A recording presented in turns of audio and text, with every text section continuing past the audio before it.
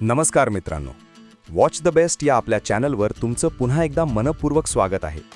मी आहे तुमचा होस्ट अमेय वाडेगावकर आणि नेहमीप्रमाणे एका नव्या आणि भन्नाट सफरीवर मी तुम्हाला घेऊन आलो आहे. आजच्या व्लॉगमध्ये आपण आलो आहोत पुण्यातल्या एका अशा भव्य आणि ऐतिहासिक ठिकाणी जे नुसतं पाहण्यासारखं नाही तर अक्षरशः अनुभवण्यासारखं आहे.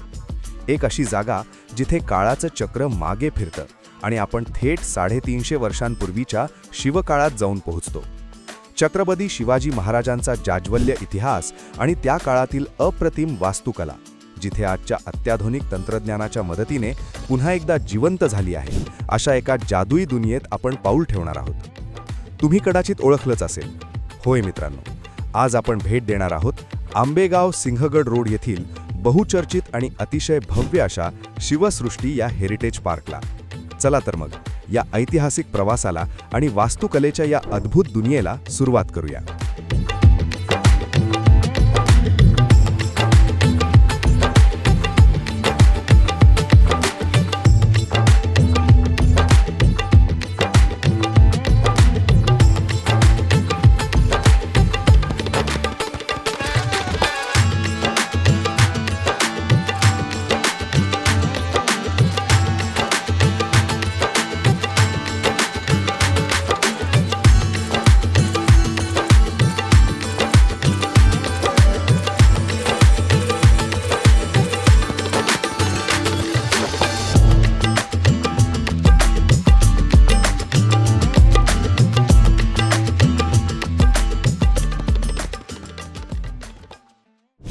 महाराष्ट्रातील 350 किल्ले हे मराठा साम्राज्य आणि छत्रपती शिवाजी महाराजांच्या काळातील वैभवशाली प्रतीके आहेत.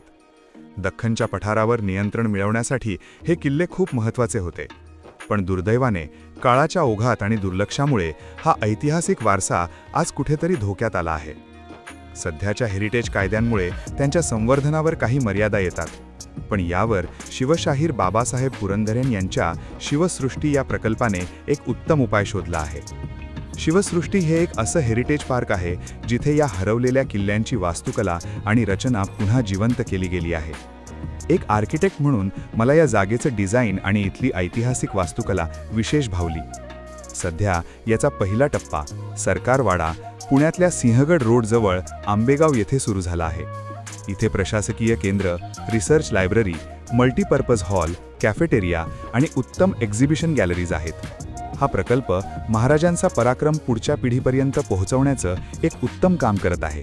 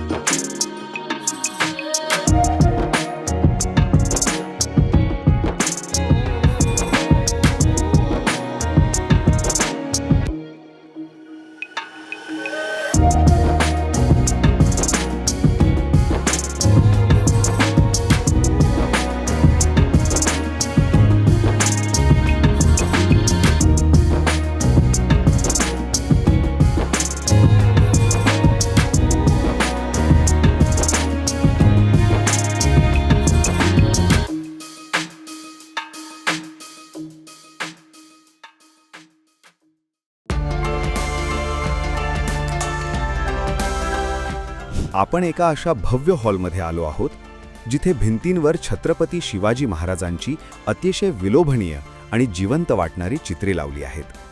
या चित्रांमधून महाराजांचं व्यक्तिमत्व अगदी हुबेहूब आपल्यासमोर उभं राहतं. पण इथलं सर्वात मोठं आकर्षण म्हणजे या हॉलच्या मध्यभागी ठेवलेलं संपूर्ण शिवसृष्टी प्रकल्पाचं भव्य 3D मॉडेल. एक आर्किटेक्ट म्हणून सांगतो, या मास्टर प्लॅनची भव्यता पाहूनच आपण थक्क होऊन जातो. या मॉडेलच्या माध्यमातून आपल्याला शिवसृष्टीची आगामी आकर्षणे काय असणार आहेत याची एक रोमांचक झलक पाहायला मिळते. मित्रांनो, लवकरच इथे महाराष्ट्राचा इतिहास आणखी एका वेगळ्या उंचीवर जिवंत होणार आहे. भविष्यात तुम्हाला माचीवर तोफा दागण्याचा थरार म्हणजेच सिम्युलेटेड कॅनन फायरिंग अनुभवता येणार आहे. कोकण या विभागात तुम्हाला थेट कोकण किनारपट्टीचा फील आणि तिथलं निसर्ग सौंदर्य अनुभवता येईल. आणि सर्वात महत्त्वाचे म्हणजे सिंहासनाधेश्वर म्हणजेच गॅलरी ऑफ कोरोनेशन, जिथे शिवरायांच्या आयुष्यातील सर्वात मोठा सुवर्णक्षण म्हणजेच त्यांच्या राज्याभिषेकाचा तो ऐतिहासिक सोहळा अत्यंत भव्य आणि अविस्मरणीय स्वरूपात उभा राहणार आहे. हा भविष्यातला प्रोजेक्ट पूर्ण झाल्यावर शिवसृष्टी म्हणजे महाराष्ट्राचं एक जागतिक दर्जाचं आश्चर्य ठरेल, यात काहीच शंका नाही.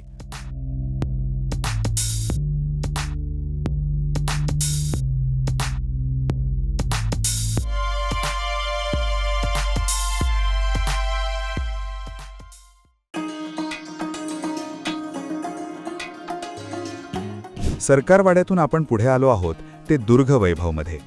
नावाप्रमाणेच इथे किल्ल्यांचं खरं वैभव अनुभवायला मिळतं. इथे 9 किल्ल्यांचे अप्रतिम 3D मॉडेल्स ठेवण्यात आले आहेत, जे महाराजांच्या पराक्रमाच्या शौर्यकथा सांगतात. लाईट, साऊंड आणि गाइडेड नरेशनच्या माध्यमातून छत्रपती शिवाजी महाराजांचं युद्धकौशल्य आणि रणनीती इथे अक्षरशः आपल्या डोळ्यांसमोर जिवंत होते.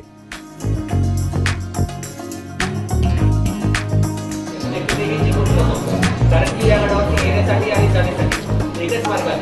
आणि या गडावरती आपल्याला 3 ते 4 संरक्षण तत्त्व लागतात. त्यातला पहिला आहे अंबर कोट, दुसरा आहे महाकोट आणि तिसरा कालाकोट. समजा हे 3 वेगवेगळे जिल्ह्याचं दौलताबादपासून नाव दिलं. या गडावरती आपल्याला सरस्वती विहीर, जैन मंदिर, नदी तलाव आपल्याला वरती जाता येत नाही. वरती गेल्यानंतर सुद्धा असं गणेशाचं मंदिर आहे, बारक आहे, विश्ले दर्गा आणि संत जनार्दन स्वामी, संत एकनाथांचे गुरु संत जनार्दन स्वामी यांच्या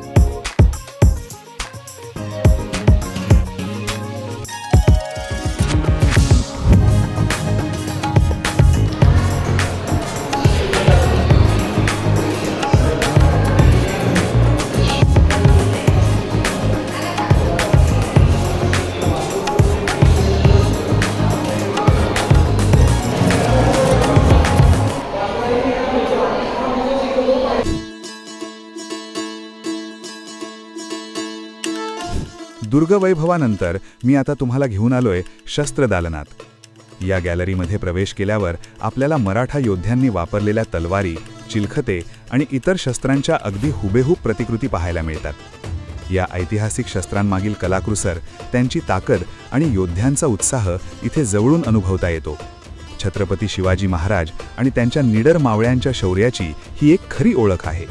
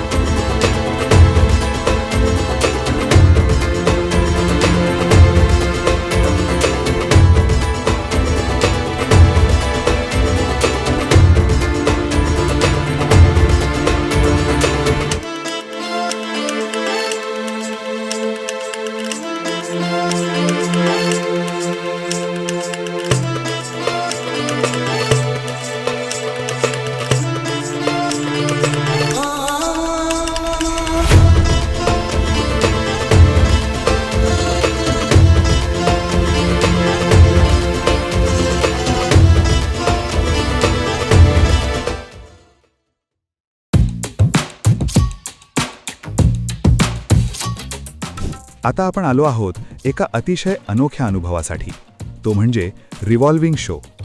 मित्रांनो, इथे इतिहास आपल्यासमोर उलगडताना दिसतो. हा एक फिरता रंगमंच आहे, जिथून आपल्याला महाराजांच्या जीवन प्रवासाचे 360 अंश दर्शन घडते. हा इमर्सिव्ह अनुभव महाराजांच्या गढाया, त्यांचे विजय आणि त्यांची मूल्ये आपल्यासमोर मांडतो. एका द्रष्ट्याने त्याच्या हृदयाचा वेध घेणारा हा शो खरोखरच अंगावर शहारे आणतो.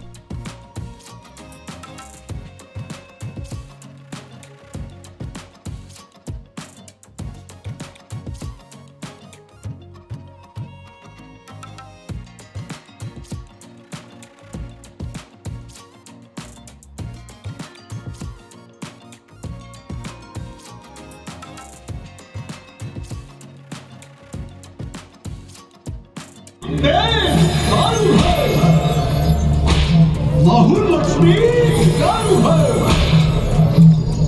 पाऊस रावण तूच मारले, कश्यपूची आतडी तूच काढली. सागर बांधून या शिळी करशील लंकेची. दारू भर बया, दारू भर.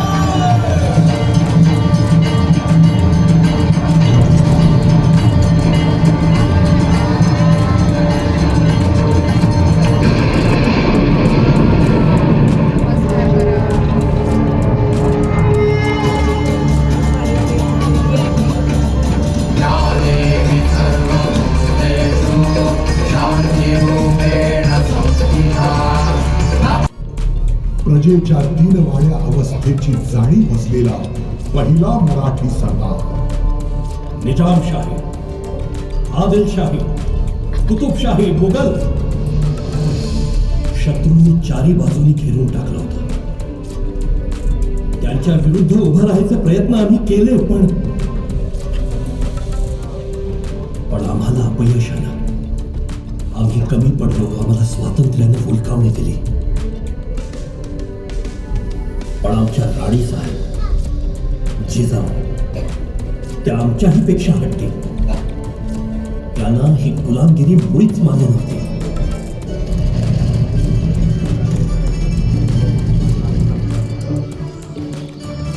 कुठल्या करंट्याची हिंमत आमची जहागीर बेवसाव करण्याची. इथे पहाराही भाट बघू जातो, उकळून काढारे ते अभद्र.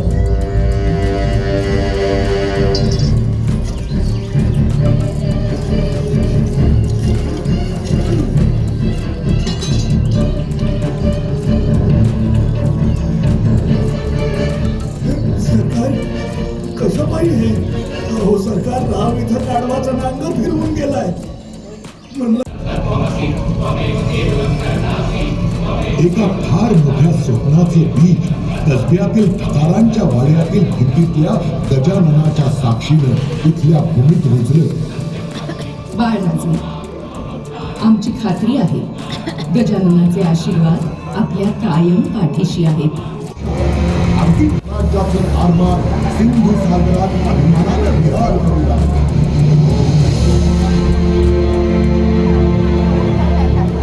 स्वराज्याच्या साथीला आता पाण्यावर पालाण घाला. हा समुद्र तुमचा आहे. या तुमच्या समुद्रावर मुठभर फिरंग्यांनी आणि चिमूटभर पक्ष्यांनी सभा गाजवावी. ज्याचे गिरी पोचला पाहिजे.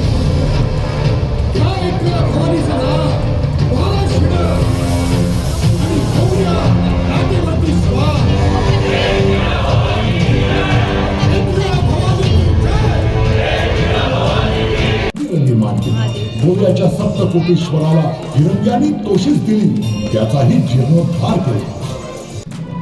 प्रजेच्या मनात गुलामगिरी खोलवर रुजवता, अधिक पक्की करता. हे एक चक्र आहे. हीच वेळ आहे हे दुष्ट चक्र तोडायचे आणि ह्या साऱ्या गुलाम्या समोर उपटून फेकून द्यायची. मैदानावरची लढाई आम्ही लढतो, पण भाषेची लढाई लढण्यासाठी आपली मदत हवी. खूप दिवस म्हणाले, आपल्या राज्यात भाषा देखील आपलीच असली पाहिजे. बरोबर, हे महत्वाचं काम आम्ही आपल्यावर सोडतो.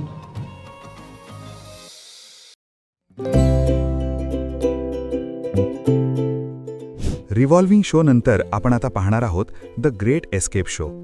छत्रपती शिवाजी महाराजांची आग्र्याहून झालेली ऐतिहासिक सुटका इथे अतिशय जिवंत पुतळे आणि नाट्यमय संवादातून दाखवली आहे. भारतीय इतिहासातील सर्वात प्रतिष्ठित आणि रणनीतिक क्षणांपैकी एक असलेल्या या प्रसंगातील महाराजांचे धाडस आणि बुद्धिमत्ता या शोमध्ये अतिशय थरारक पद्धतीने उभी केली आहे.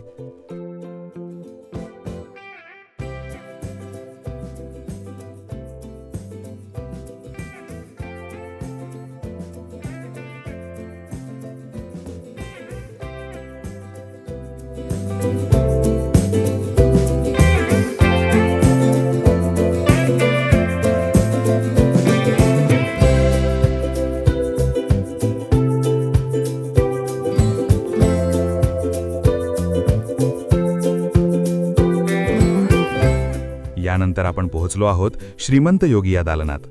इथे आज्ञापत्राच्या माध्यमातून महाराज त्यांच्या जीवन प्रवासावर भाष्य करताना दिसतात. महाराजांचे विचार, त्यांचं शहाणपण आणि त्यांची दूरदृष्टी इथे ऐकायला मिळते. त्यांचे हे शब्द आपल्याला धैर्य आणि अभिमानाची प्रेरणा देतात आणि स्वराज्याचे आदर्श जपत सन्मानाचा वारसा पुढे नेण्याची ऊर्जा देतात.